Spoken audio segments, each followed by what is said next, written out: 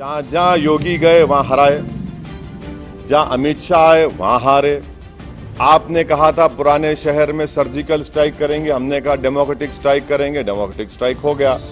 अब national media को BJP के बाजा बजाने का इतना शौक है तो बजाइए आप, मगर हमारे कंधे पे रखकर बाजा मत बजाइए।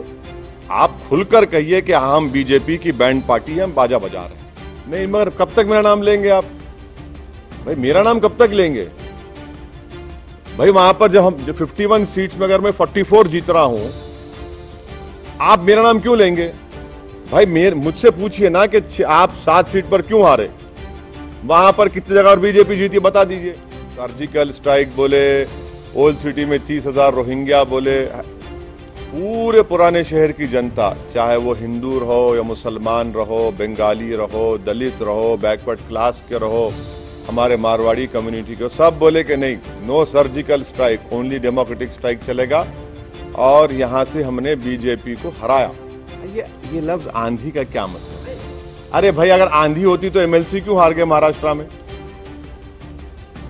महाराष्ट्र में हार, अरे ठीक नहीं जी, अरे भाई आवाम का फैसला है, मगर जरा अल्फाज का इस्तेमाल जो है ना, जरा उसके ऊपर देख कर करिए। आंधी आंधी कहाँ आंधी है भाई? अरे भाई, तूफान आपके सामने बैठा हुआ है, आप कहाँ आंधी की बात कर रहे हैं?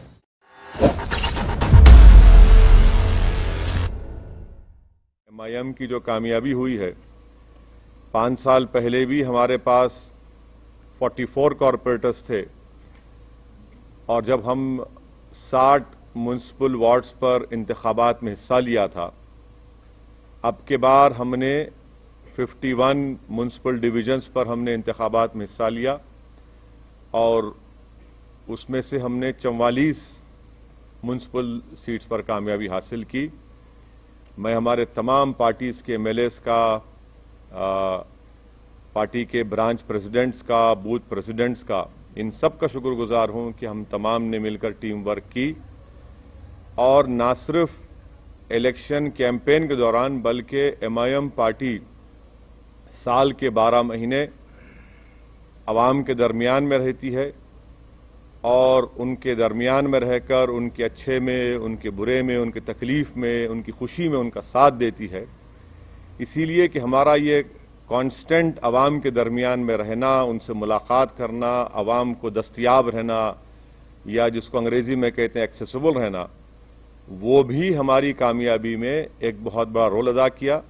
साथ ही साथ जब 3 महीने लॉकडाउन था, उस दरमियान में एमआईएम पार्टी की तरफ से लॉकडाउन में गरीब आवाम की खिदमत करना, उनमें तमाम रेशन किट्स को उनमें जाकर उनको पहुंचाना घर तक, पेशेंट्स जो बीमार पड़ रहे थे उनके लिए अस्पताल में इंतज़ाम करना, और फिर जो हैदराबाद में 100 साल के बाद इतनी ज़्यादा बारिश आई, उस 2-3 दिन के अंदर जो एमआईएम के तमाम जिम्मेदारान ने मेहनत की और बाद में हमने उनको जो रिलीफ पहुंचाया, यकीनन वो भी इसमें बहुत बड़ा रोल अदा किया।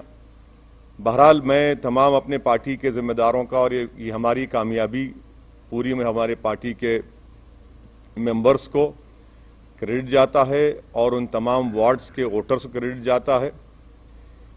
एमआईएम पार्टी ने 51 म्युनिसिपल सीट्स पर कंटेस्ट किया, और आप जानते हैं कि हैदराबाद पार्लियामेंट कॉन्स्टिट्यूंसी में हमने 44 डिविजन्स में से 34 पर कंटेस्ट किया, और 33 म्युनिसिपल वार्ड्स पर हमको कामयाबी मिली। मैं फिर से कह रहा हूं कि हैदराबाद पार्लियामेंट्री सेगमेंट में 44 म्युनिसिपल डिविजन्स हैं, जिसमें से एमआईएम ने 34 पर कंटेस्ट किया और 33 पर हमने कामयाबी हासिल की।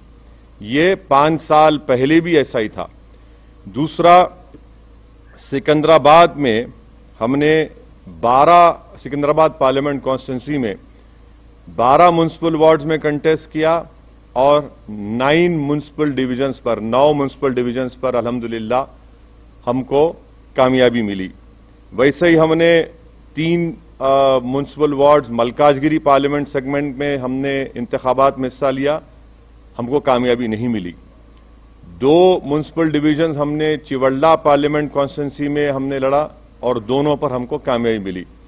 तो मैं फिर से अल्लाह सुब्हाना व तआला का शुक्रगुजार हूं कि परवरदिगार ने हम पर बहुत बड़ा रहम और करम किया और हमारी पार्टी को, इन गरीब आवाम की दुआओं को कबूल किया और हमको कामयाबी से हमकिनार किया। और हमारा जो, अगर आप बोलेंगे कि स्ट्राइक रेट है 51 म्युनिसिपल वार्ड्स में, ये हमारा मैं समझता हूं कि सबसे बेहतरीन स्ट्राइक रेट रहा है। अब आपका जो बुनियादी सवाल होगा कि बीजेपी भी जीती, यकीनन बीजेपी जीती है और ये अवाम का फैसला है और हमारी कोशिश ये होगी कि हम जमहूरी तरीके से बीजेपी से मुकाबला करेंगे और हमको पूरा यकीन है कि इनकी बढ़ते हुए कामयाबी के कदम को इंशाअल्लाह ताला हैदराबाद की आवाम, बल्कि पूरे तेलंगाना की आवाम इसको रोकेगी। और मुझे ये भी कहना पड़ेगा कि तेलंगाना में जब असेंबली के इंतखाबात होंगे, आप देखेंगे कि इंशाअल्लाह ताला ये बीजेपी की जो कामयाबी है, वक्तिया कामयाबी है, ये उस वक्त तक इतनी कामयाबियां इनको नहीं मिलेंगी। और मुझे अवाम का फैसला है, हमारी क्या बोलना चाहिए, हमारी ख्वाहिश के बरक्स फैसला आया बीजेपी की हद तक, मगर MIM पार्टी को तो मैं समझता हूं कि हमने तमाम बड़ी मेहनत की और उसका नतीजा हमको अल्लाह सुब्हाना व तआला ने और हैदराबाद की आवाम ने हमको दिया है। अब जाहिर है ये तो इस तरह की बातें करेंगे ना भाई, जहां पर योगी आए थे क्या हुआ, टाइटाई हो गए। सर्जिकल स्ट्राइक बोले थे ओल्ड सिटी के ऊपर, अब डेमोक्रेटिक स्ट्राइक हो गया बीजेपी के ऊपर। ये तो डेटा आपके सामने है, एम्पिरिकल एविडेंस आपके सामने है। हम तो योगी आदित्यनाथ से यही कहेंगे कि आप तो मुंबई गए थे, ज्यादा एक्टिंग मत करिए, हकीकत की दुनिया में आ जाइए और जो जुल्म वहां पर दलितों पर किया जा रहा है उसको खत्म करिए। जो खवानीन आप कॉन्स्टिट्यूशन के खिलाफ बना रहे हैं वो रोकिए। और मुझे यकीन है कि KCR गो हमारे अपोजिट पार्टी के हैं, मगर एक बात मानना पड़ेगा, एक रीजनल फेस है और वो रीजनल फेस आज भी इंपॉर्टेंट है, कल भी इंपॉर्टेंट रहेगा। और थोड़ा सा अगर वो लोग जो भी उनके चीजें सही करना है कर लेंगे तो he still a very important, and I am sure कि KCR जो है वो बीजेपी के ऊपर बहुत बड़े भारी पड़ेंगे आने वाले वक्त। आप लोग नेशनल चैनल पे, आपको बड़ी मोहब्बत हो गई असदुद्दीन ओवैसी के घर में। मेरे घर में कौन जीता? हम तो कह रहे हैं कि मेरे अंगना में तुम्हारा काम ही नहीं है। अरे ना, आप देखे सुनिए, आप बताइए, चलिए मेरे घर में कहां जीते? नहीं, आप नहीं, सुनिए एक बात सुनिए। आप जब कह रहे हैं तो आप बताइए कौन सी जगह पर। हम तो जहां योगी गए वहां हराए, जहां अमित शाह आए वहां हारे। आपने कहा था पुराने शहर में सर्जिकल स्ट्राइक करेंगे, हमने कहा डेमोक्रेटिक स्ट्राइक करेंगे, डेमोक्रेटिक स्ट्राइक हो गया। अब नेशनल मीडिया को बीजेपी का बाजा बजाने का इतना शौक है तो बजाइए आप, मगर हमारे कंधे पे रखकर बाजा मत बजाइए। आप खुलकर कहिए कि हम बीजेपी की बैंड पार्टी हैं, हम बाजा बजा रहे हैं। हम आपसे कहना चाह रहे हैं कि हमारे घर में बीजेपी का जो पोजीशन था वो क्या है, आप देख लीजिए। हम आपको फिर से कह रहे हैं कि हैदराबाद पार्लियामेंट सेगमेंट में 44 म्युनिसिपल डिविजन्स हैं। 5 साल पहले भी हमने 34 पर लड़ा था, 33 जीते थे।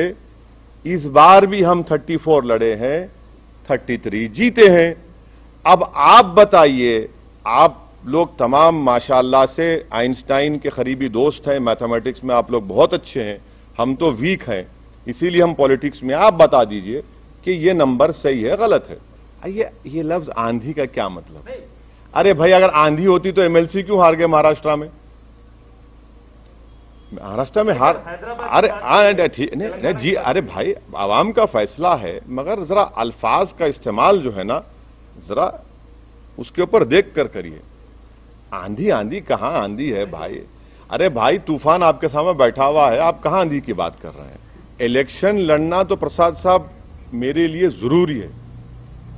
मैं जब तक जिंदा रहूंगा मैं इलेक्शन लड़ता रहूंगा और मुझे जीतने से या हारने से कोई मतलब नहीं है, मुझे लड़ने से मतलब है और मैं लड़ूंगा।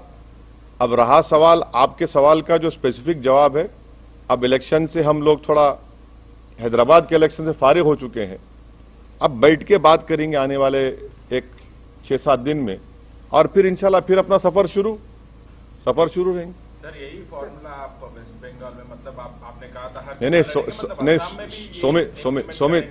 सोमित देखिए, मैं आपके सामने कई मर्तबा इन पर्टिकुलर आपके तमाम से कहूं कि केरला में और आसाम में मैं नहीं जाऊंगा। ये मेरा एक डिसीजन है और हम उसके पाबंद हैं। वहां पर बदरुद्दीन अजमल साहब की AIDUF है, IUML केरला में है, हम वहां जाकर उनको डिस्टर्ब नहीं करेंगे। अगर कभी उनको गलती से मेरी जरूरत पड़ गई मुझ जैसे दीवाने की तो वो मुझे कॉल कर ले, मैं आ जाऊंगा, नो प्रॉब्लम। सर मतलब सर बीजेपी ये भी कह रहा है, सर ये बीजेपी ये भी सर बीजेपी नहीं मैं केरला और आसाम की बात कर रहा हूं। वेस्ट बंगाल तमिलनाडु में तो लास्ट टाइम लड़े हम लोग, एक सीट लड़े थे, वानियमबाड़ी की सीट लड़े थे हम लोग एक। बिल्कुल तमिलनाडु में लड़ेंगे, क्यों नहीं लड़ेंगे। मेरे कॉन्स्टिट्यूंसी में तो काम नहीं किया।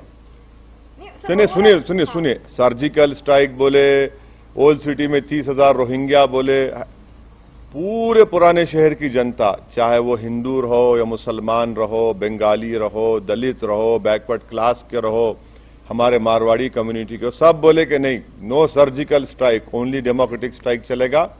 और यहां से हमने बीजेपी को हराया।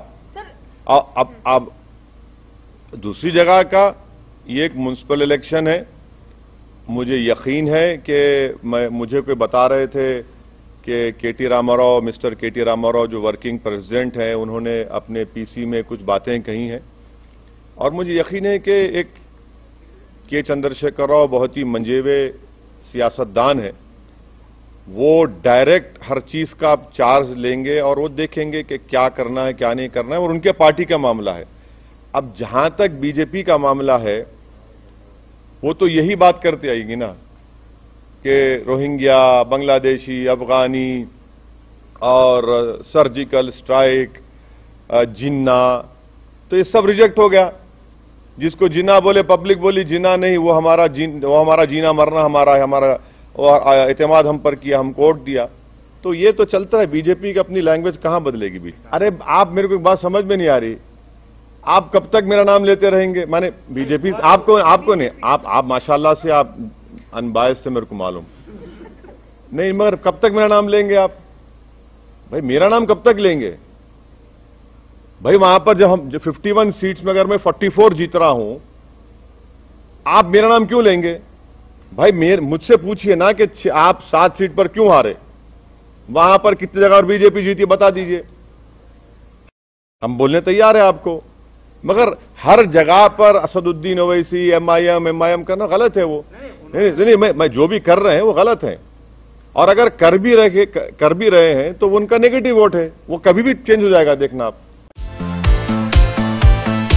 अगर आपको हमारे वीडियोस पसंद आए तो प्लीज लाइक करें, सब्सक्राइब करें और शेयर करें।